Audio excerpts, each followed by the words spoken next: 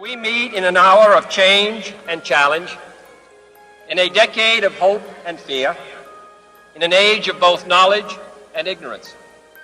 The greater our knowledge increases, Let's rewind. the greater our ignorance.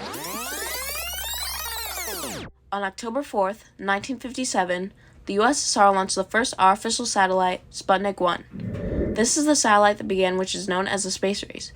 The Soviets' plan was discovered by American spy planes that were monitoring their developments. Then, the Americans launched a non-military Vanguard rocket. They launched their satellite after because the American administration was worried launching satellites would expose the country's advanced military rockets to the Soviets. Already, this was a big innovation in technology in crossing the space frontier. But this was just the beginning and of the conquest of space in an important technology or feat.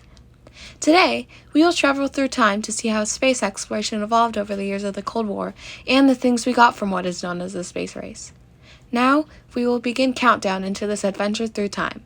T-5, T-4, T-3, T-2, T-1. We have liftoff.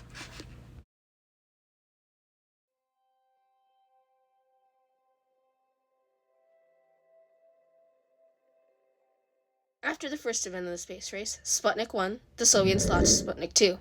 On board Sputnik 2 was the first living creature who was sent into space. This living thing was a dog named Laika, who died a couple of hours after landing back to Earth. Rest in peace, the historic dog of the space race. Next, the U.S. launches its first satellite, Explorer 1, on February 1st, 1957. The Mercury 7 are selected by NASA in April 1959, and USSR cosmonauts are chosen the next year. In 1961, Yuri Gagarin aboard Vostok 1 becomes the first human in space. John Glenn became the first American in orbit around a year later. Things aren't looking so good for the U.S. And next up for historic people of the space race, drumroll please. Valentina Tereshkova was the first woman in space. She had no formal training and was an accomplished parachutist, but she was accepted into a cosmonaut program. For Valentina being the first woman in space, this paved the way for other Soviet women to be involved in the historical space events in the Soviet Union and other parts of the world, showing that women can also be involved in the space industry.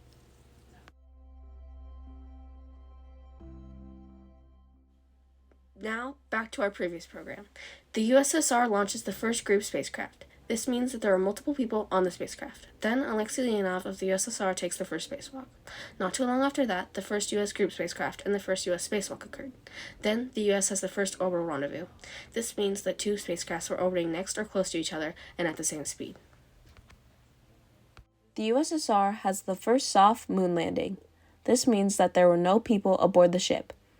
But after that, astronauts Virgil I. Gus Grissom, Edward H. White, and Roger B. Chaffee were killed in a flash fire during a launch pad test, and the Apollo program was delayed. Soyuz 1 crashed about 3 months later and killed Vladimir Komarov, which was the first spaceflight fatality. The U.S. launches the first spacecraft to fly around the moon and return to Earth on September 14th. It came back to Earth on September 21st, 1968. The first Apollo program flight is on October 11, 1968. Now, let's listen to incoming information on the achievements of Apollo. From 1961 to 1964, the lunar landing program involves some 34,000 NASA employees and 375,000 employees of industrial and university contractors. Even after the setback with the failed launch pad test, NASA was able to launch quite a few Apollo rockets, including one of the biggest achievements in space history. A few months later, the U.S. sent the first crewed flight around the moon. Quite a while after that, the USSR's N-1 moon rocket explodes. Then, on July 20th, 1969, there was a small step for man and a giant leap for mankind. Two of the astronauts aboard Apollo 11, Buzz Aldrin and Neil Armstrong, set foot on the moon. On July 17, 1975, the space race formally ended when the U.S. and USSR linked up in orbit and shook hands during the Apollo-Soyuz mission.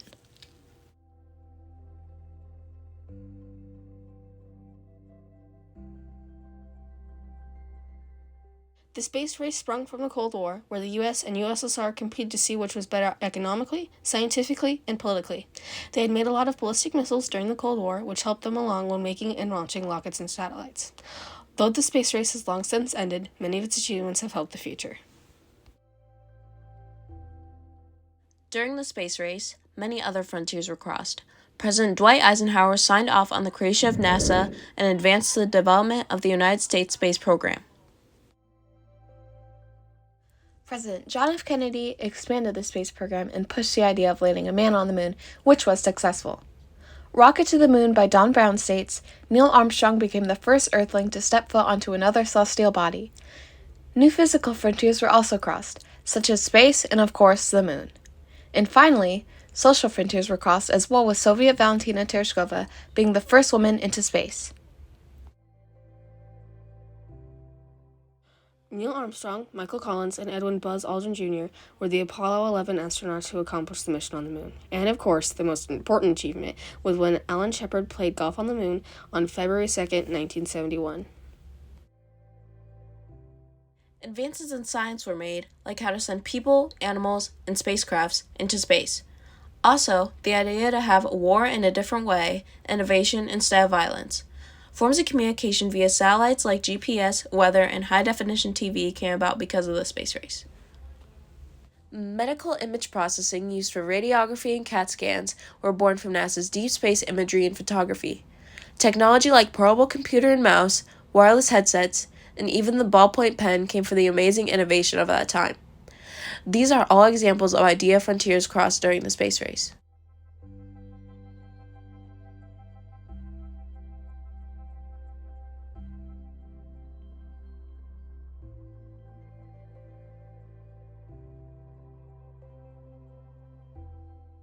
Firstly, what do you believe is the most significant learning to come out of the space race? The most significant learning out of the entire space race? Ooh. I think that for me, this is Clay's opinion, this is not NASA's opinion or anything else. I think it's important, no matter what destination you choose, the moon, Mars, an asteroid, Earth, low Earth orbit, it's not where you go, it's what you learn along the way. So many technological advances to come from the space race. Do you have a favorite? Do I have a favorite? I know what your favorite is. What's your favorite? Yeah. Yeah, I know.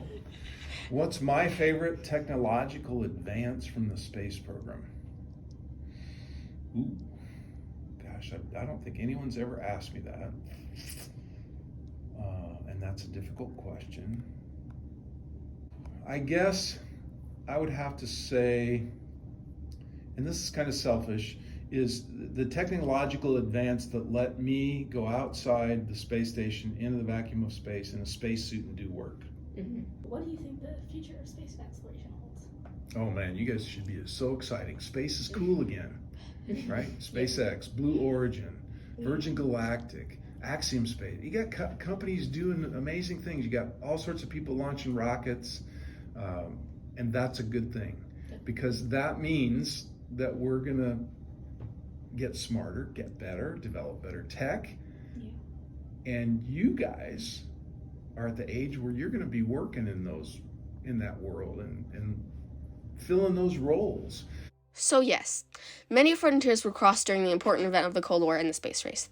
In today's modern age, we can now build off this experience and continue our exploration in space. If we could get a man on the moon in the 60s, we can do anything.